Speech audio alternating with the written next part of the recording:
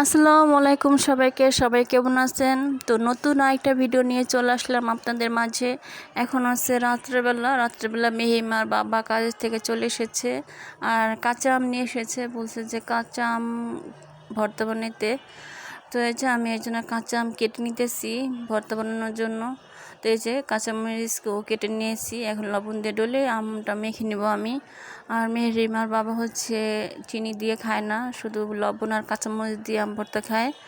আর আম ভর্তা কিন্তু এখন গরমের ভিতরে ভালোই লাগে খেতে। তো যারা যারা আমার ভিডিওগুলো দেখেন, যদি একটু ভালো লেগে থাকে অবশ্যই একটা লাইক দিয়ে শুরু করবেন আর সাবস্ক্রাইব করবেন। তো এখন হচ্ছে আমরা দুজন মিলে আম খাবো। এই যে আম মাখা শেষ আমার।